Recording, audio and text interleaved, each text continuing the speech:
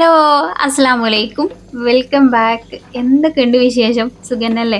അപ്പോൾ ഇന്നത്തെ നമ്മുടെ പുതിയ വീഡിയോയിലേക്ക് എല്ലാവർക്കും സ്വാഗതം. കുറച്ച് ദിവസമായിട്ട് ഇപ്പം ഞാൻ മോർണിംഗ് റൊട്ടീനൊക്കെ വീഡിയോ ഷൂട്ട് ചെയ്യൽ ഒന്നങ്ങോട്ട് നിർത്തി വെച്ചതേനി. കാരണം മക്കൾക്ക് പരീക്ഷയും കാര്യങ്ങളൊക്കെ ആയതുകൊണ്ട് ഇതും പരീക്ഷയുള്ള ദിവസം ഷൂട്ട് ചെയ്തൊരു വീഡിയോ തന്നെയാണ് കേട്ടോ. പിന്നെ ഞാൻ ഷൂട്ട് ചെയ്ത് എല്ലാം കഴിഞ്ഞ് ഇടണ ദിവസമൊക്കെ ആയപ്പോഴത്തേനും വല്ല പരീക്ഷയൊക്കെ കഴിഞ്ഞ് സ്കൂളൊക്കെ അടച്ച് അങ്ങനെ. അപ്പൊ ഇന്നലെ ഞാന് ദോശമാവ് അരച്ച് വെച്ചിട്ടുണ്ടേനു. പക്ഷെ രാവിലെ വന്ന് തുറന്നു നോക്കിയപ്പോ വലിയൊരു സന്തോഷമൊന്നും തോന്നിയില്ല. കാരണം ദോശമാവ് അങ്ങട് പൊന്തിയൊന്നും വന്നില്ല. ചെറുതായിട്ട് കട്ടിയൊക്കെ വന്നെങ്കിലും നമ്മൾ വിചാരിച്ച പോലെ കുറച്ചൊന്ന് പാത്രത്തിന്ന് നമ്മള് വെച്ച അളവ്ന്ന് കുറച്ചൊന്ന് പൊന്തി കാണണല്ലോ. അപ്പളാണല്ലോ നമുക്ക് സന്തോഷം ഉണ്ടാവുക. അപ്പൊ അങ്ങനെ ഒരു ചെറിയ സന്തോഷമൊന്നും ഉണ്ടായില്ല ഇപ്പൊ ഇന്ന്. എന്നാലും നമുക്കത് വെച്ച് ദോശ ഉണ്ടാക്കണം. അല്ലാതെ വേറെ ഓപ്ഷനൊന്നുമില്ല. ഓപ്ഷൻ ബി ഇന്നില്ല. ഒരൊറ്റ ഓപ്ഷനുള്ളൂ. അപ്പൊ അത് വെച്ചിട്ട് തന്നെ ഉണ്ടാക്കണം ഞമ്മക്ക്. ഉണ്ടാക്കി നോക്കാം. എന്താവുമോ എന്തോ. അപ്പൊ അതിന് മുന്നേ നമുക്ക് അതിക്കുള്ളൊരു മസാല ഉണ്ടാക്കിയെടുക്കണം. അതിന്റെ ഇടയ്ക്ക് ഇന്റെ 2 കരങ്ങളല്ലാതെ വേറെ 2 കരങ്ങൾ വന്നത് നീയക്കുട്ടിയാണ് കേട്ടോ. രാവിലെ ഓളെ ഞാൻ റിവിഷനൊക്കെ ഒന്ന് ചെയ്ത് നോക്കാൻ വേണ്ടിയിട്ട് നീപ്പിച്ചതേനി കേട്ടോ. അപ്പൊ അതിക്കുള്ള മസാല ഉണ്ടാക്കൽ സിമ്പിളാണ് കേട്ടോ. ഞാൻ വെളിച്ചെണ്ണ ഒഴിച്ചിട്ട് അതിക്ക് കുറച്ച് വെളുത്തുള്ളി, സവോള, അതേപോലെ തന്നെ തക്കാളി, കുറച്ച് മസാലപ്പൊടികളൊക്കെ ചേർത്തിട്ട് അവിടെ വെച്ചിക്കണ് കേട്ടോ. ഓഫാക്കി വെച്ചിക്കണ്. അത് വെന്തിട്ടിക്കണ്. പിന്നെ ഞാൻ മുട്ട പുഴുങ്ങാൻ വെച്ചല്ലോ ഫസ്റ്റ് തന്നെ.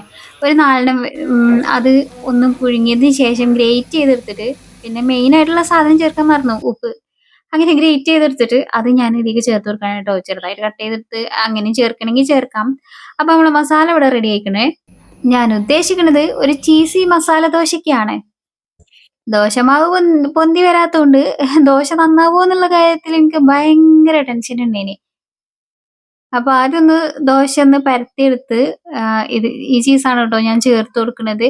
ഒന്നൊരു പകുതി വേവാകുമ്പോ തന്നെ ഞാൻ അതിക്ക് കുറച്ച് നെയ്യൊക്കെ ഒന്ന് പുരട്ടി കൊടുത്ത് പിന്നെ നമ്മൾ ഉണ്ടാക്കിയ മസാല ഉണ്ടല്ലോ അത് ഇതേപോലെ ചേർത്ത് കൊടുത്ത് ഞാൻ ചെറിയ രീതിക്ക് വെച്ച് കൊടുത്തിട്ടുള്ളൂ കേട്ടോ. ഇനിയിപ്പോൾ രാവിലെ തന്നെ മക്കൾക്ക് പറ്റുമോ ഒന്നും അറിയില്ല. പിന്നെ കുറച്ച് ചീസ് ഉണ്ടല്ലോ അതും സ്പ്രെഡ് ചെയ്ത് കൊടുത്തുകൊണ്ട് അടച്ചു വെച്ച് കൊടുക്കണം കേട്ടോ. അപ്പൊ ഫുൾ വേവാകുമ്പോഴത്തേന് ആ ചീസൊക്കെ ഒന്ന് മെൽറ്റായി അതിക്ക് പിടിക്കുമല്ലോ.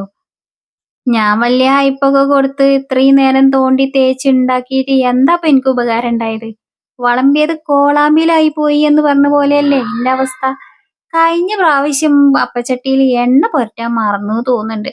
ആ കോലത്തിലായ ചട്ടി ഞാൻ വീണ്ടും കഴുകി നന്നാക്കി രണ്ടാമത് വീണ്ടും ചൂടാക്കി കുറച്ചും കൂടി എണ്ണയൊക്കെ രണ്ടാമത് ഞാനൊരു ദോശ ഉണ്ടാക്കിയതാണ്. അതിന്റെ കോലാണ് ഇപ്പൊ ഇത്. എന്തായാലും ദോശ ശരിയാവുമെന്ന് അറിയാതെ ഞാൻ എന്തായാലും മസാല ഒന്നും ചേർത്തിട്ടുണ്ടായില്ല.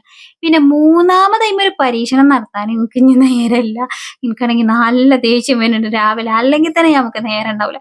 ആയിക്കൂടെ ഇമ്മാതിരി ഓരോ ഇടങ്ങേറൊക്കെ വരുമ്പോ ആർക്കാ ദേഷ്യം അതൊക്കെ. നിങ്ങൾക്ക് ദേഷ്യം വരലുണ്ടോ? അങ്ങനെയൊക്കെ ആവുമ്പോ എനിക്ക് ദേഷ്യവും പിരാന്തവും സങ്കടവും ഒക്കെ പാടങ്ങോട്ട് വരും. അപ്പൊ ഞാൻ തൽക്കാലിക അയിമ ഇനി പരീക്ഷണം നടത്താനാവൂല. വല്ല ആ ചട്ടിയോടെ വാങ്ങിച്ചിട്ട് നമ്മളെ അപ്പച്ചട്ടി ഉണ്ടല്ലോ ഓൻ പിന്നെ അങ്ങനെ ഇങ്ങനെ ഒന്നും ചതിച്ചൂലേ. കുറെ കാലമായിട്ട് നമ്മള് കൂടിയതല്ലേ. വച്ചത് പിന്നെ പുതുതാണ്. പിന്നെ എപ്പോഴും ഒന്നും അങ്ങനെ ദോശ ഉണ്ടാക്കലുമില്ലല്ലോ. അങ്ങനെ ആയിട്ട് കഴിഞ്ഞ പ്രാവശ്യം എനിക്ക് തോന്നുന്നുണ്ട് എണ്ണ പുരട്ടാനൊക്കെ മറന്നു വെച്ചിക്കണ്. അതേക്കാരം അത് കിട്ടാത്തത്. സെറ്റാവും. കുറച്ചൊന്ന് എണ്ണയൊക്കെ ഒന്ന് ഒഴിച്ച് ഒന്ന് മയങ്ങി വരുമ്പോ ആള് സെറ്റാവും. അങ്ങനെ എന്ത് പറയാൻ പറയണ് ആകപ്പാടെ തല തലപ്പിരാത് പിടിച്ചൊരു രാവിലെ ആയെങ്കിലും പിന്നെ ഈ ദോശ ചട്ടീന്ന് അടിപൊളിയായിട്ട് കിട്ടിയപ്പോ അപ്പൊ എനിക്കൊരു സമാധാനായിട്ടോ.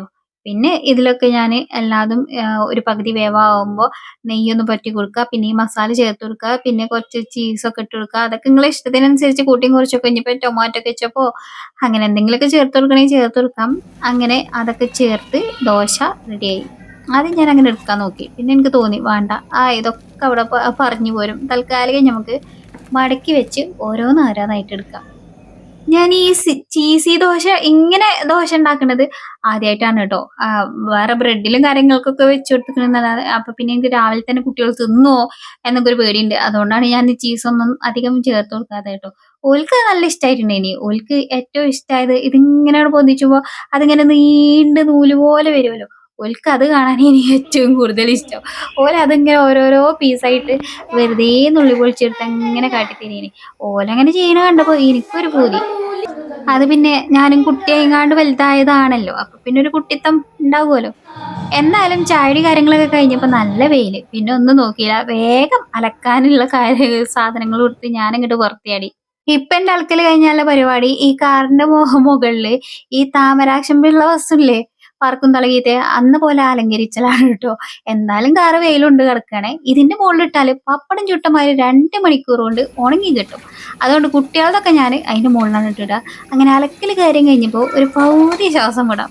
അത് കഴിഞ്ഞിട്ടാണ് ഞാൻ ബാക്കിയുള്ള പാത്രം കേക്കലൊക്കെ നടത്തുന്നത് കേട്ടോ. രാവിലെ ചാടിച്ച പാത്രങ്ങളൊക്കെ ഇന്നക്കകത്ത് അതേപോലെ നിൽക്കുകയാണേ. വെയിൽ വന്നാൽ പിന്നെ അലക്കണ കല്ലുമ്മക്ക് നല്ല വെയിലേക്കാറ് കേട്ടോ. അപ്പോൾ അതുകൊണ്ടും പിന്നെ രാവിലെ തന്നെ അലക്കൽ കഴിഞ്ഞാൽ എനിക്ക് തന്നെ ഒരു തോന്നലാണ് ഒരുവിധം പണിയൊക്കെ തീർന്നു, ഇനി ഞാൻ മാത്രം പണിയൊന്നുമില്ല എടുക്കാൻ എന്നൊക്കെ തോന്നലും ഒരു ഫീലിംഗ് ഒക്കെയാണ്. അപ്പം അങ്ങനെയൊക്കെ നടത്തണമെന്നുണ്ടെങ്കിൽ രാവിലെ തന്നെ കഴിയണ്ടേ. പിന്നെ ചെറിയ മാജിക്കൊക്കെ അറിയുന്നോണ്ട് ബാക്കിയുള്ള പാത്രങ്ങളൊക്കെ നമ്മൾ നിഷ്പ്രയാസം കേകി എടുത്തിട്ടുണ്ടേനും. പഞ്ചസാര കുപ്പി 2 ദിവസമായിട്ട് കേൾക്കാനായിട്ടുണ്ടേനി കേട്ടോ. ഇത് ഈ മക്കള് ഓല് ചിലപ്പോൾ ഈ നനവില്ല കയ്യിലൊക്കെ ഇതിലിടും.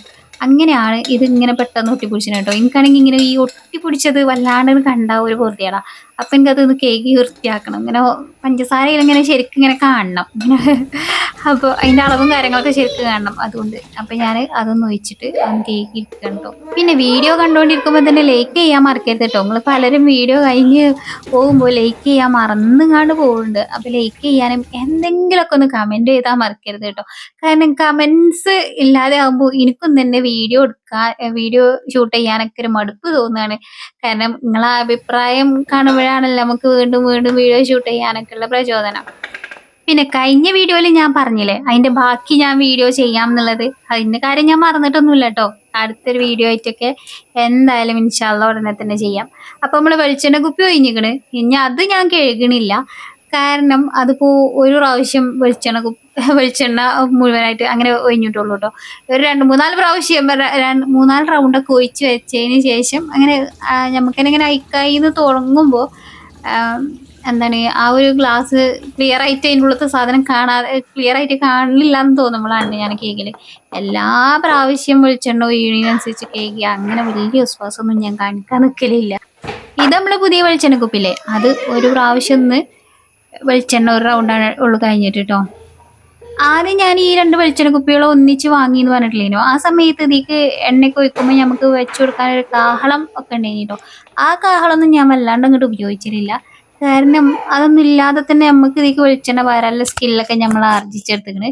വെളിച്ചെണ്ണന്റെ ആ ഒരു ചെറിയ ഭാഗം കട്ട് ചെയ്ത് കൊടുക്കുക കവറിന്റെ, എന്നിട്ട് പിന്നെ ഇതിക്ക് കവുത്തി വെച്ചാൽ ഒരു തുള്ളി വെളിച്ചെണ്ണ പോലും പുറത്തു പോകില്ല. പിന്നെ ഈ കുപ്പിക്ക് എല്ലാതും ഒഴിച്ച് കഴിഞ്ഞതിന് ശേഷം ഉണ്ടല്ലോ, ലാസ്റ്റ് ആ ഒരു കവർ ഇങ്ങനെ വെല്ലെ വെല്ലെ നെക്കി പീച്ച് എന്തെങ്കിലും അതിലൊരു ബാക്കി ഒരു ഇത്തിരി അംശം ഉണ്ടെങ്കിൽ അതും കൂടി നെക്കി പിഴിഞ്ഞാ കുപ്പിക്കാക്കണം. എന്നെങ്കിലേ ഒരു സമാധാനം ഉണ്ടാവുള്ളൂ. ഇന്നിപ്പോ മൂക്കറ്റം നിറച്ചു കേട്ടോ, അത്ര നിറക്കണ്ടില്ല ഇനി. ബാക്കി ഈ കവർ ഉണ്ടല്ലോ, ഈ കവർ അങ്ങനെയാണ് കളയൊന്നുമില്ല. ഇത് ഞാൻ കട്ട് ചെയ്തെടുക്കും. കട്ട് ചെയ്തെടുത്തിട്ട് അതിന്റെ ഉള്ളിൽ കുറച്ചൊക്കെ ഒരു അംശം ഉണ്ടാവും. അത് ഈ മക്കളെ തലയിലോ അല്ലെങ്കിൽ ഞാൻ കുളിക്കുന്ന സമയത്തൊക്കെ തലയിലോ തേച്ച് കൊടുക്കും കേട്ടോ. അങ്ങനെ മാനസികമായും ശാരീരികമായും പീഡിപ്പിച്ചിട്ട് ഞങ്ങൾ അതിനെ ഒഴിവാക്കലുള്ളൂ കേട്ടോ. ഞാൻ ആ മൂക്കറ്റം വെളിച്ചെണ്ണ നിറച്ചിരുന്നതാണ് ഇപ്പൊ കണ്ടത് കേട്ടോ. വെളിച്ചെണ്ണ ഞാൻ ആ അടപ്പടച്ചപ്പോൾ കുറച്ച് പോയി. പിന്നെ ഞാനത് വീണ്ടും തുടച്ചെടുത്തു. പിന്നെ ഞാൻ നേരത്തെ പറഞ്ഞ സ്കില്ലില്ലേ, ആ സ്കില്ല് ഞാൻ വേണ്ട വിധം ഉപയോഗിച്ചാത്തതിന്റെ കുഴപ്പമാണ് ഇപ്പൊ പറ്റിയത്. അതൊക്കെ പോട്ടെ, അതിന്റെ ഇടയ്ക്ക് ഞാനിവിടെ ചോറ് തീമിട്ടിക്കണ് കേട്ടോ. അത് ഒരുവിധം തിളച്ചിക്കണ്. ഒന്ന് തിളച്ച് കഴിഞ്ഞാൽ പിന്നെ ഞാൻ വെല്ലത് ഇങ്ങോട്ട് തീ ഓഫ് ആക്കിയിടും. പിന്നെ ബാക്കി ആ ചൂടിൽ കിടന്ന് അങ്ങനെ വെന്തോളും. റേഷൻ അരിയാണേ, അതുകൊണ്ട്. ഇന്നിപ്പോ അയലുണ്ട്, അപ്പൊ നമുക്ക് ഇന്ന് അയല പൊരിച്ചതുണ്ട്. പിന്നെ വെണ്ടക്ക തക്കാളിയൊക്കെ ഇട്ട് ഒരു കറി ഉണ്ടാക്കണം കേട്ടോ. അങ്ങനെ ഞാൻ മീൻ നന്നാക്കണ വരെ എന്റെ അസിസ്റ്റന്റ് ഈ ഏരിയയിലൊന്നും കണ്ടിട്ടില്ല. കാരണം ഇന്ന് അജു ഉണ്ട്. മക്കൾക്ക് പരീക്ഷ ആയതുകൊണ്ട് രാവിലെ തൊട്ട് ഉച്ച വരെ നിയമോക്ക് പരീക്ഷ, ഉച്ച കഴിഞ്ഞിട്ട് വൈകുന്നേരം വരെ ഉണ്ടോ അജുവിന് പരീക്ഷ. അതുകൊണ്ട് എല്ലാ സമയത്തും ആരെങ്കിലും ഒരാൾ ഇവിടെ ഉണ്ട്. അതുകൊണ്ട് മീൻ നന്നാക്കണ കാര്യം അറിഞ്ഞിട്ട് തന്നെയല്ലേ ഇനി. അത് കഴിഞ്ഞ് ഞാൻ കഴുകാൻ വേണ്ടിയിട്ട് പുറത്ത് നല്ല വെയിലിനിട്ട് പൈപ്പിന്റെ അടുത്ത്. അപ്പൊ ഞാൻ അകത്ത് കൊണ്ടുവന്ന് കഴുകിയതാ. അകത്തേക്ക് കഴുകാൻ വന്ന സമയത്ത് ഒന്ന് കറക്റ്റ് ആയിട്ട് ആ സമയത്ത് എത്തി. പിന്നെ എന്റെ എല്ലാമായി എല്ലാത്തിനും പിന്നെ കട്ടൊക്കെ കൂടെ നിൽക്കേനി ഓനിക്കില്ല പണി. പിന്നെ ഞാൻ ഉപ്പിടാ, ഞാൻ ഓരോ പൊടികൾ ഇടാ എന്നൊക്കെ പറഞ്ഞിട്ടാണ് പിന്നെ ഞങ്ങൾ തമ്മിലുള്ള അങ്കം വെട്ട് കേട്ടോ.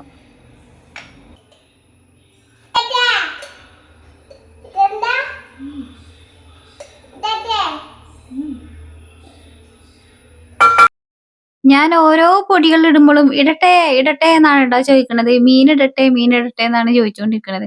അങ്ങനെ മീൻ ഇടാനായപ്പോ എനിക്ക് ഭയങ്കര സന്തോഷമായി. ഓരോരോ മീന് പിന്നെ ഓനാണ് കേട്ടോ എറിഞ്ഞിട്ടാന്നിട്ടുണ്ടെങ്കിൽ മീനൊന്ന് മസാല പെരട്ടി വെച്ചിട്ട് വേണം തൊട്ടപ്പുറത്തുള്ള വെണ്ടയ്ക്കായിട്ട് നമുക്കൊരു തീരുമാനം ഉണ്ടാക്കാനാട്ടോ.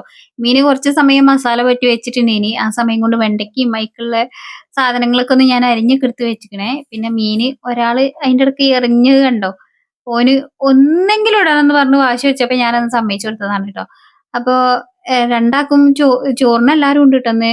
കുഞ്ഞുട്ടി അല്ലാത്തോലൊക്കെ ഉണ്ട്. കാരണം നീയക്കുട്ടി ഉച്ചക്ക് വരും. അജു ഉച്ചക്ക് പോണീന്റെ മുന്നേ ഫുഡൊക്കെ കഴിച്ചിട്ടാണ് പോവുക. അപ്പൊ ഞാൻ അതുകൊണ്ട് തന്നെ വേഗം ഇനി ചടപടാന്ന് കറിയും കാര്യങ്ങളൊക്കെ ഉണ്ടാക്കി എടുക്കട്ടെ ട്ടോ. ഇന്നിപ്പോ ഞാൻ ഉണ്ടാക്കുന്നത് വെണ്ടക്ക കുളമ്പ് എന്ന് പറഞ്ഞൊരു കറിയാണ് കേട്ടോ. ഈ വെണ്ടക്ക കൊണ്ട് പല പല വെറൈറ്റികൾ ഞാൻ ട്രൈ ചെയ്ത് നോക്കലുണ്ട്. പക്ഷെ എനിക്കതൊന്നും ഇഷ്ടാവലില്ല. എനിക്ക് ആകെ വെണ്ടക്ക കൊണ്ട് ഇഷ്ടമുള്ള എന്തൊക്കെയാണെന്ന് അറിയാം. വെണ്ടക്ക നമ്മള് വെറുതെ വെണ്ടയ്ക്കും പച്ചമുളകൊക്കെ ഇട്ട് ഉപ്പൊക്കെ ഇട്ട് എന്താ കടുക് ഇട്ടുകാണ്ട് ഒരു ഉപ്പേരി ഉണ്ടാക്കൂലേ, അത് എനിക്കിഷ്ടമാണ്.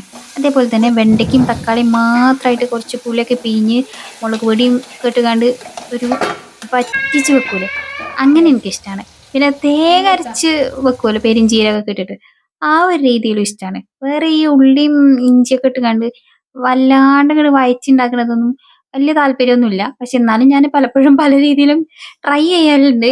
ഇപ്പൊ ഞാൻ ഉണ്ടാക്കണത് വെണ്ടക്ക കുളമ്പ് എന്ന് പറഞ്ഞൊരു സാധനം കണ്ടപ്പോ അതൊന്ന് ട്രൈ ചെയ്ത് നോക്കിയതാണേ. ആ വല്യ കുഴപ്പൊന്നുമില്ല. എനിക്കിഷ്ടായൊക്കെ ചെയ്തു.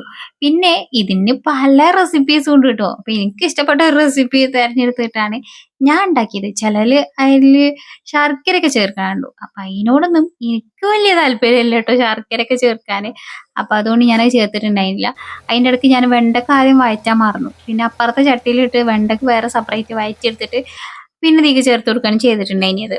അങ്ങനെ വെണ്ടക്ക കറിയൊക്കെ ഉണ്ടാക്കി വന്നപ്പോഴത്തേന് അജുവിന് പോകാനുള്ള സമയമായിട്ടുണ്ടെങ്കിൽ പിന്നെ ഓന് മീന് പൊരിച്ചതും ഇന്നലത്തെ മീൻകറിന്റെ കുറച്ച് ബാക്കിയുണ്ടായിനി, അതൊക്കെ കൂട്ടി തട്ടിയൊപ്പിച്ച് ഓനെ ഞാൻ ഉച്ചക്ക് പറഞ്ഞയച്ചിട്ടുണ്ടായിരുന്നു. മീയക്കുട്ടി വന്നപ്പോഴത്തേന് പിന്നെ ഈ കറി ആയിട്ടുണ്ടായിനി. പിന്നെ നല്ലൊരു ചോറയൊക്കെ കഴിഞ്ഞ് നല്ലൊരു ഉറക്കം പാസ്സാക്കി അത് കഴിഞ്ഞ് നീച്ച് നല്ലൊരു ചായയൊക്കെ കുടിച്ചപ്പോഴത്തേന് പരീക്ഷക്കൊക്കെ പോയാൽ തിരിച്ചു വന്നിട്ടുണ്ടായിനി. ഉച്ച കഴിഞ്ഞ് നല്ലൊരു മഴയല്ല മഴ അങ്ങനെയൊക്കെ പറയാന് ഞമ്മക്ക് കുറച്ച് ബുദ്ധിമുട്ടാണ്. കാരണം നമ്മളിവിടെ മഴ എന്നൊക്കെ പറഞ്ഞ് അങ്ങനെ ശീലിച്ചതല്ലേ. അപ്പൊ എന്നാല് ഇത്രയൊക്കെ ഉള്ളൂ. ഈ മഴയോടുകൂടി നമ്മളെ വ്ളോഗ് അവസാനിപ്പിച്ചാണ്. വീണ്ടും നല്ലൊരു വീഡിയോയിൽ കാണാം. അസ്സലാമു അലൈക്കും. Bye bye.